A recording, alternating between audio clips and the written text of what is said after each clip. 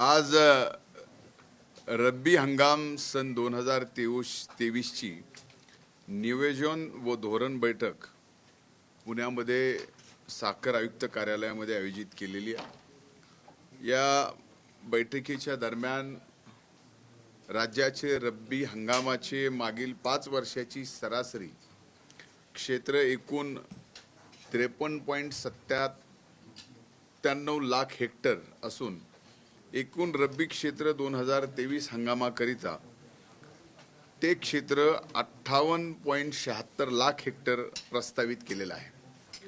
सरासरीच्या तुलनेमध्ये 9% अधिकचं क्षेत्र या रब्बी हंगामामध्ये प्रस्तावित केलेलं आहे। यामध्ये प्रामुख्याने 2023 मध्ये आंतरराष्ट्रीय तृणधान्य वर्ष म्हणून आपण आपला देश हा साजरा करतो आहे। म्हणून आंतरराष्ट्रीय तृणधान्य वर्ष म्हणून साजरा करत असताना घोषित केले असल्यामुळे रब्बी ज्वारी या क्षेत्रामध्ये जवळजवळ 2,47,00,000 हेक्टर त्याच्यात रब्बीची ज्वारी वाढवण्याचं या ठिकाणी वाढवण्यात आलेलं आहे। तसेच संभाव्य चारा टंचाई लक्षात घेता एकूण परिस्थिती जे मकाचं क्षेत्र 2,58,00,000 हेक्टरवरून आता ते अधिकचं 2,42,00,000 म्हणजे 5 लाख हेक्टर मकाचं क्षेत्र आपण यावर्षी 2.5 लाख जास्तीचं प्रस्तावित केलंय। कारण एकूणच सुमार पाऊस पडल्यामुळे येणाऱ्या काळात चाऱ्याचा प्रश्न निर्माण होऊ शकतो, म्हणून हे क्षेत्र या ठिकाणी वाढवलेलं आहे। एकूण रब्बी ज्वारीचं क्षेत्र मी सांगितलं की 17 लाख हेक्टर वरून आता आपण यावेळेस 20 लाख हेक्टर वरती वाढ केलेली आहे। त्याच्यामध्ये सुद्धा 2.47 लाख हेक्टरची वाढ झाली आहे। गहू आणि हरभरा प्रस्तावित क्षेत्र अनुक्रमाने 10.49 लाख हेक्टर व 21.52 लाख हेक्टर असून सरासरी क्षेत्र एवढे आज यावेळेस ठेवण्यात आलेले आहे। ही वस्तुस्थिती आहे की यावेळेस थोडासा हरभऱ्याकडे शेतकऱ्यांचा कल या ठिकाणी दिसून येतोय। तेल बियाणे क्षेत्रामध्ये वाढ करण्याकरता करडई, जवस, मोहरी या पिकाखाली क्षेत्रामध्ये वाढ करण्यासाठी पुरेसा प्रमाणात आपण बियाणे सुद्धा या ठिकाणी उपलब्ध करून दिलेलं आहे। कधी नाही ते यावेळेस महाबीजनी आणि कृषी विभागाने अतिशय उत्कृष्ट काम केलं आणि 200 ग्रामचं जे बियाणं आपण देत होतो रब्बीसाठी शेतकऱ्यांना मोफत, ते आपण आता 2 किलोवर आपण त्या ठिकाणी देण्याचा निर्णय घेतल्यामुळं आणि ते अतिशय योग्य वेळेत दिल्यामुळं या ठिकाणी अशा सुमार पावसाच्या परिस्थितीत सुद्धा 5 लाख हेक्टर हे अधिकचं या ठिकाणी आपल्याला रब्बीचं क्षेत्र यावर्षी दिसून येत आहे। म्हणून ज्वारीचे 20 गुंठे क्षेत्राकरिता 2 किलो याप्रमाणे जवळजवळ 3,30,000 मिनी किट हे राज्यातील शेतकऱ्यांना पुरवण्यात येणार आहेत। काही पुरवले पण गेलेले आहेत। त्यामुळे 66,000 हेक्टर क्षेत्र रब्बी ज्वारीकरिता या ठिकाणी, तर मसूर पिकाचे 20 गुंठे क्षेत्राकरता 8 किलो याप्रमाणे 25,000 मिनी किट पुरवण्यात येणार आहेत। त्याचमधून 5,000 क्षेत्र हे लागवड अपेक्षित आहे। 57.86 लाख हेक्टर रब्बी क्षेत्राकरिता आवश्यक असणारे 9.51 क्विंटल बियाण्याच्या तुलनेत पुरेशा अशा प्रमाणात 11,10,158 किलो बियाणे आपल्याकडे उपलब्ध आहे। म्हणजे 9 लाखाच्या आवश्यकतेप्रमाणे 11 लाख आपल्याकडे उपलब्ध आहे। त्यामुळे रब्बी हंगामामध्ये बियाण्याची कसली अडचण कुठल्याही शेतकऱ्याला येणार नाही। तसेच रब्बी हंगामाकरिता आज 16.64 लाख मेट्रिक टन रासायनिक खते साठा उपलब्ध आहे। तसेच रब्बी हंगाम 2023 हंगामाकरिता 29.60 लाख मेट्रिक टन खत आवंटन केंद्र सरकारने मंजूर केलेलं आहे। म्हणजे रब्बी हंगाम 2023 करता 20 लाख शेतकऱ्यांकरता 20,792 कोटी पीक कर्ज सुद्धा उपलब्ध करून या ठिकाणी देण्यात येणार आहे। 20,782 कोटी पीक कर्ज देण्यात येणार आहे। 10/10/2023 अखेर प्रधानमंत्री किसान सन्मान निधी अंतर्गत राज्यातील लाभार्थ्यांना रुपये 25 1659.82 कोटी निधी एकूण 14 हप्त्यामध्ये आत्तापर्यंत राज्यातील शेतकऱ्यांना PM किसान सन्मान योजनेतून मिळालेला आहे। प्रधानमंत्री पीक विमा योजना खरीप 2023 मध्ये 1,70,00,000 शेतकऱ्यांनी सहभाग या ठिकाणी घेतला आणि महाराष्ट्रानं यावेळेस पीक विमा योजना 1 रुपयामध्ये शेतकऱ्यांसाठी लागू केल्यामुळं या महायुती सरकारच्या या निर्णयामुळं 1,70,00,000 एवढा ऐतिहासिक आकडा शेतकऱ्यांनी पीक विमा भरण्याचा या ठिकाणी केलेला आहे। त्यामुळे आज महाराष्ट्रात नैसर्गिक आपत्ती एकीकडे पाऊस जास्त पडल्यामुळे असेल किंवा अधिकचा पावसाचा खंड पडलेल्यामुळे असेल, याचा या 1 रुपयाच्या पीक विमा योजनेचा फायदा शेतकऱ्यांना नक्कीच या ठिकाणी होणार आहे। जवळजवळ प्रधानमंत्री पीक विमा योजनेमध्ये जसं 1,70,00,000 शेतकऱ्यांनी सहभाग नोंदवला, त्यात रुपये जवळ 8,016 म्हणजे 8,013.94 कोटीपैकी 3,050 कोटी विमा हप्ता हे अनुदान रक्कम विमा कंपन्यांना अदा सुद्धा करण्यात आलेला आहे, राज्यांनी शेतकऱ्यांच्या हिश्श्याचं जे राज्यांनी ठरवलेलं आहे। त्यामुळं आता कुठलाही पीक विम्याचा हप्ता केंद्र सरकारचा आणि राज्य सरकारचा आणि शेतकऱ्याचा हिस्साचा राहिलेला नाही। आता ही एकूण अशी परिस्थिती आहे, त्यामुळे रब्बी हंगाम सुद्धा 5 लाख शेतकरी सुमार पावसामध्ये या ठिकाणी आपण जास्तीचं क्षेत्र या ठिकाणी धरतोय। शेतकऱ्याला रब्बी हंगामामध्ये बियाण्यापासून खतापर्यंत कसलीही अडचण येणार नाही आणि कर्जाची सुद्धा अडचण येणार नाही, याबाबतचा निर्णय सुद्धा आजच्या बैठकीमध्ये या ठिकाणी घेण्यात आलेला आहे। माझी एकच शेतकऱ्यांना विनंती आहे की आपण रब्बी हंगामाला समोर जात असताना एक गोष्ट लक्षात घेतली पाहिजे की जरी आपण एकीकडे हरभऱ्याचं क्षेत्र वाढवत असलो, जरी आपण एकीकडे मक्याचं क्षेत्र वाढवत असलो, चारा यावेळेस आवश्यक आहे म्हणून, पण तरी सुद्धा रबीच्या ज्वारीच्या संदर्भातलं क्षेत्र वाढवणं हे शेतकऱ्यांना सुद्धा त्या ठिकाणी रबीच्या ज्वारीला योग्य भाव मिळवून देण्याच्या संदर्भात असेल, जवस असेल, तीळ असेल, करडई असेल, हे जे छोटे छोटे तृणधान्य आहेत या त्या बाबतीमध्ये सुद्धा शेतकऱ्यांनी रब्बी हंगामात पुढाकार घेऊन याचं सुद्धा क्षेत्र वाढवावं, या तृणधान्याला सुद्धा अतिशय चांगला भाव मिळवून देण्याच्या बाबतीतली जबाबदारी कृषी विभाग नक्कीच या ठिकाणी घेईल। आता या बाबतीत आपल्याला काही प्रश्न विचारायचे असेल तर विचारू शकता। एक उदाहरण असं होतं, औरंगाबाद जिल्ह्यातल्या एका शेतकऱ्यानं 28 जिल्ह्यांमध्ये 11,000 एकर जमीन दाखवली।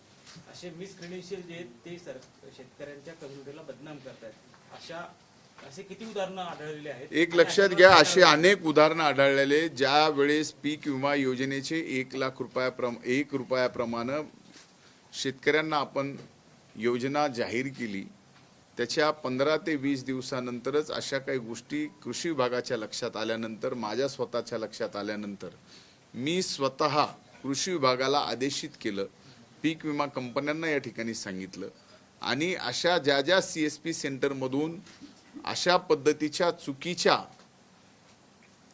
गोष्टी घडलेल्या आहेत त्या रेकॉर्डवर आणून त्यांच्यावरती कायदेशीर कारवाई केली जाणार आहे।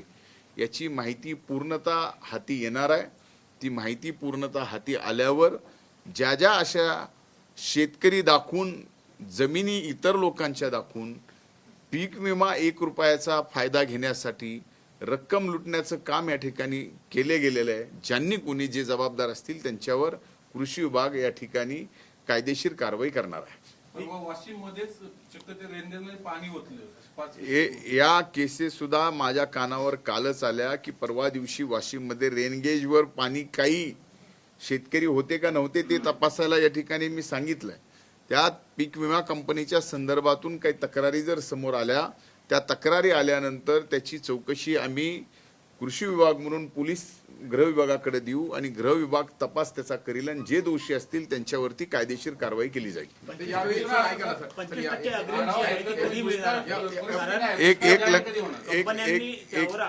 एक लक्षात घ्या, कंपन्यांनी आक्षेप घेणं हे स्वाभाविक आहे। आजपर्यंत प्रत्येक कुठलाही विमा देत असताना कंपनी हे ऑब्जेक्शन घेतं, कारण कंपनी ऑब्जेक्शन घेण्यासाठी जे पीक विम्याचा कायदा आहे त्या कायद्याच्या तरतुदीप्रमाणे कंपनीला ऑब्जेक्शन घ्यायचे अधिकार आहेत। याचा अर्थ असा नाही की कंपनीने ऑब्जेक्शन घेतलं म्हणजे शेतकऱ्यांना पीक विमा मिळणार नाही।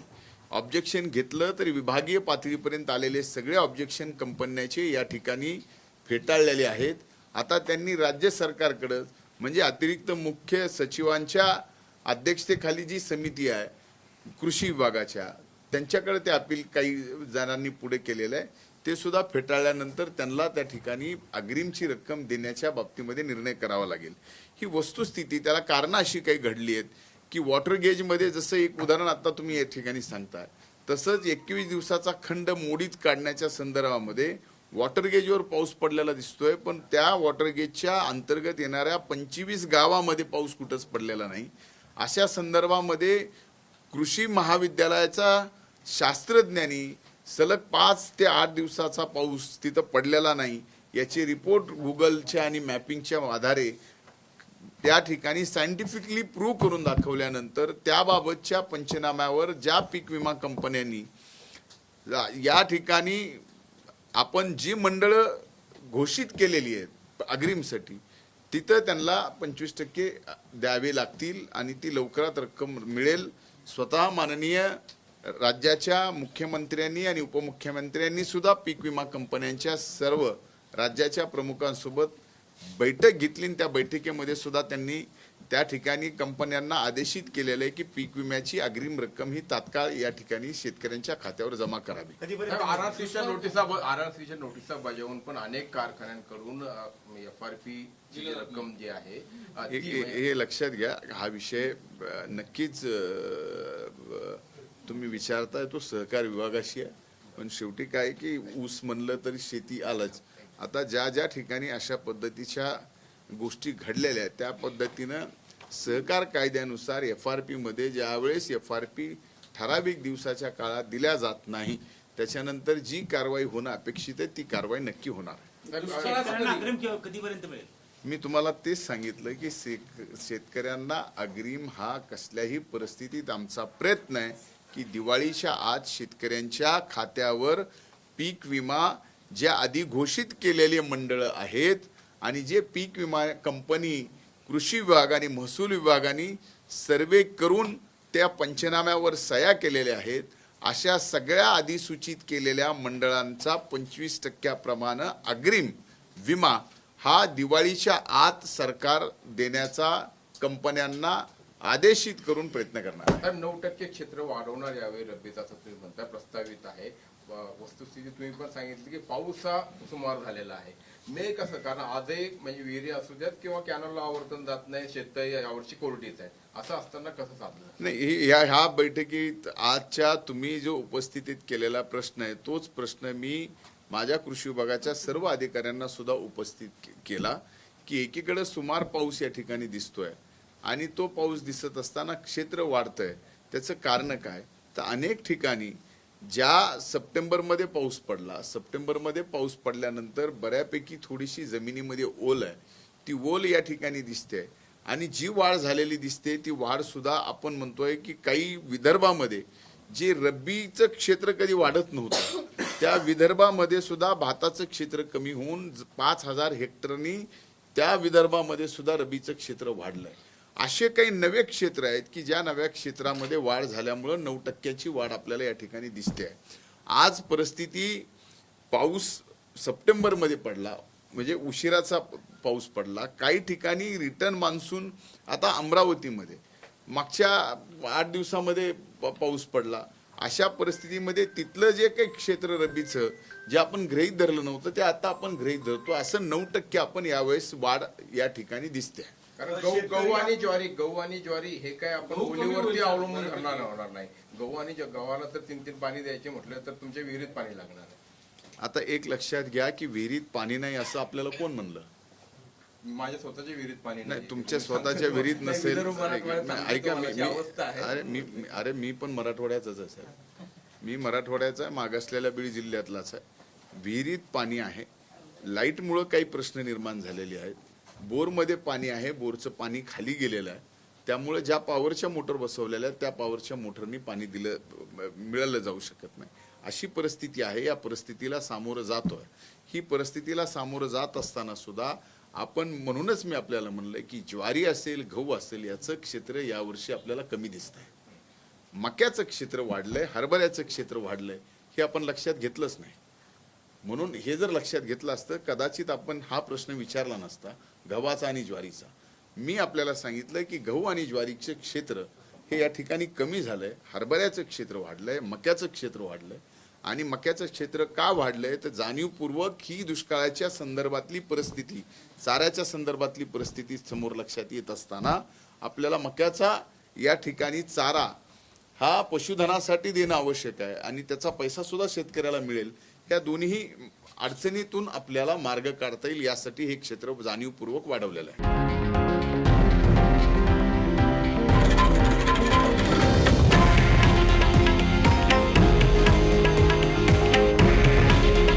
हे आहे देशातील नंबर 1 न्यूज नेटवर्क आणि आपण पाहत आहात TV9 मराठी. काळजी तुमची, हित महाराष्ट्राचं.